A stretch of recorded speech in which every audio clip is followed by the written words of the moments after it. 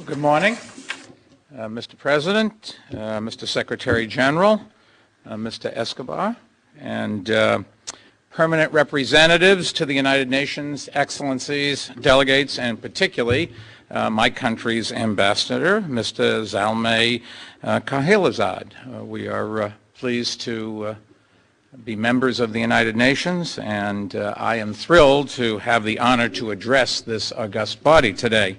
The United Nations has been and always will be important to New York City for the vital work that you do, and I think important to this country and to the world. And its importance to New York is shown by the fact that the Mayor's Office maintains a commission for the United Nations Consular Corps and Protocol, whose commissioner is my sister, Marjorie Tiven. So if it's good enough for my family, it's good enough for New York City. And on a personal note, I was just thinking that nothing would have made our father prouder than to see us here today. I was born shortly before the United Nations was founded, and it has always been important to my family. Of course, being the mayor of New York, the world's most international city, is a bit like presiding over the United Nations every single day of the year. If you call our citizen service hotline, 311, you can get information about city services in any of 170 different languages spoken in our city. We do try to help everyone. I will say we're not always successful.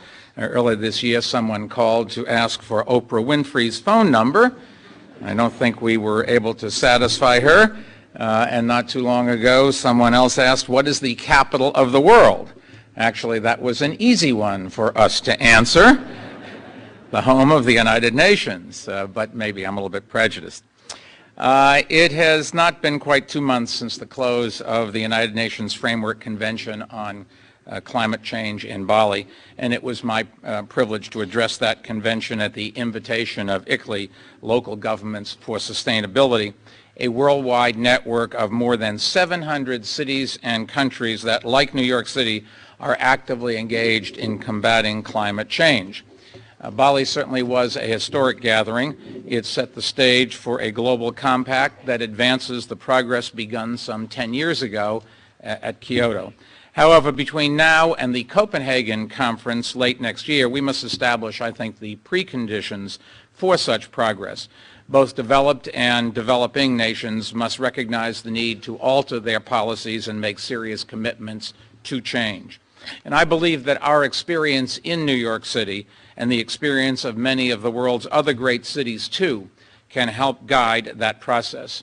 Because today I want to outline just how much we and the world's other cities have already contributed to the struggle against global climate change, and some of the steps that our city is taking in this area, and why the world's cities must be an important part of the next critical phase of international action.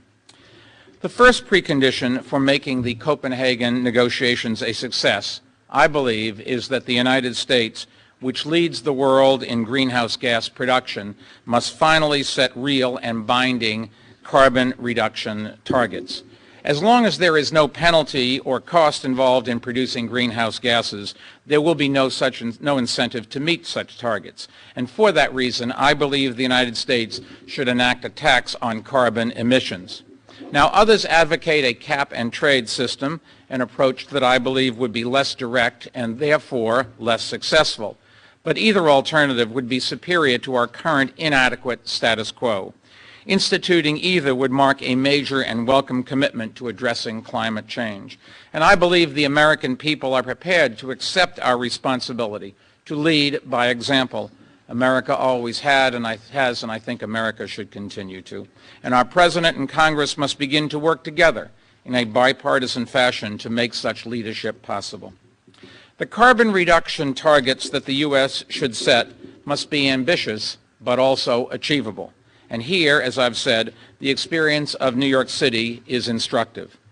10 months ago, we adopted a set of long-term sustainability goals, which we call our Plan YC, and which was highlighted in the United Nations Development Programme's Human Development Report for 2007-2008. Based on a careful assessment of what existing technology makes feasible, we determined that New York City can shrink our carbon footprint 30% from current levels by the year 2030. And recent authoritative studies indicate that the U.S. could do something very close to that too, and at nearly zero net cost, because so many of the energy efficiency strategies involved would actually save money in the long run.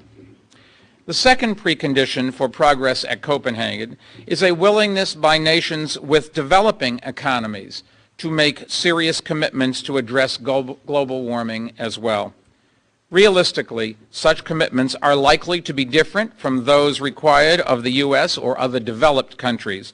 But China and India are also great nations, and they must accept the burdens of greatness by setting the energy efficient standards that will help meet the most urgent environmental challenge of our era.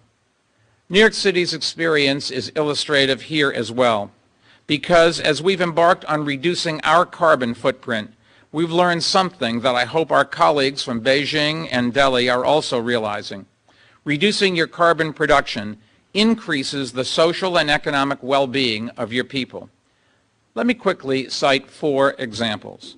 First, we're converting our city's taxi fleet to hybrid cabs. This action alone will reduce New York City's carbon footprint by 0.5%.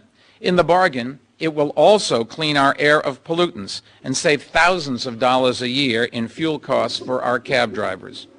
Second, we've also proposed a program for congestion pricing designed to discourage driving in our busy business district during the peak weekday hours.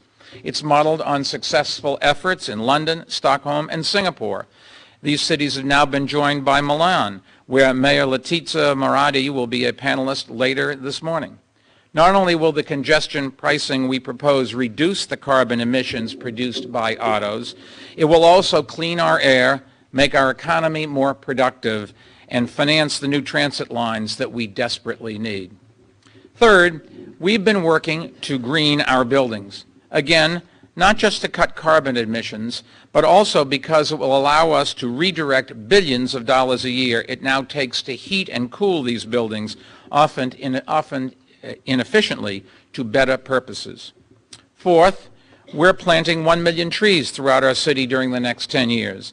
We've already put more than 30,000 of them in the ground, often in neighborhoods where such trees are sorely lacking. They will not only capture carbon dioxide, but also clean the air, cool our streets, reduce street flooding, and raise property values. I could go on, but I think I made my point. Serious carbon targets will not hamper growth.